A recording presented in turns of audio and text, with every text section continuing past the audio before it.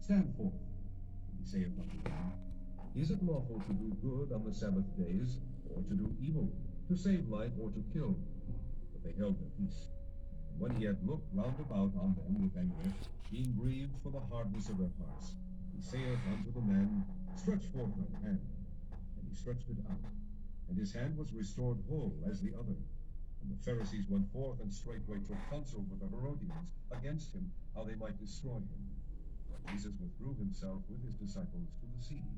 And a great multitude from Galilee followed him, and from Judea, and from Jerusalem, and from Idumea, and from beyond Jordan. And they about Tyre and Sidon, a great multitude, when they had heard what great things he did, came unto him.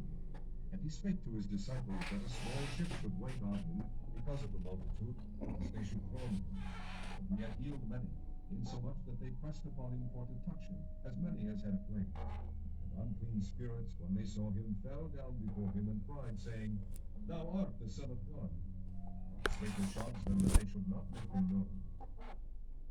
And he goeth up into a mountain, and calleth unto him whom he would. And they came unto him. And he ordained 12, that they should be with him, and that he might send them forth to preach, and to have power to heal sicknesses, and to cast out devils. And Simon he surnamed Peter, and James the son of Zebedee, and John the brother of James, and he surnamed them Boanerges, which is the sons of Thunder.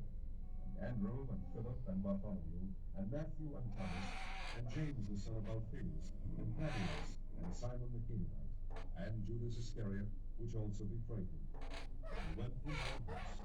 And the multitude cometh together again, so that they could not so much as eat bread. And when his friends heard of it, they went out to lay hold on him. For they said, He is beside himself. And the scribes which came down from Jerusalem said, He hath Beelzebub, and by the prince of devils casteth he out devils. And he called them unto him, and said unto them in parables, How can Satan cast out Satan? And if a kingdom be divided against itself, that kingdom cannot stand. And if a house be divided against itself, that house cannot stand. And if Satan rise up against himself, and be divided, he cannot stand, but hath an end. No man can enter into a strong man's house, and spoil his goods, except he will first bind the strong man, then he will spoil his house.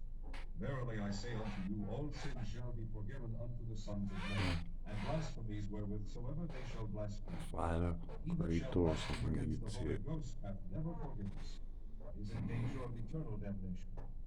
Because they said, He hath an unclean spirit. There came then his brethren and his mother, and standing without, sent unto him, calling him. And the multitude sat about him, and they said unto him, Behold, thy mother and thy brethren without seek for thee.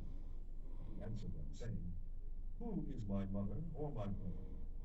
And he looked round about on them which sat about him, and said, Behold my mother and my brethren.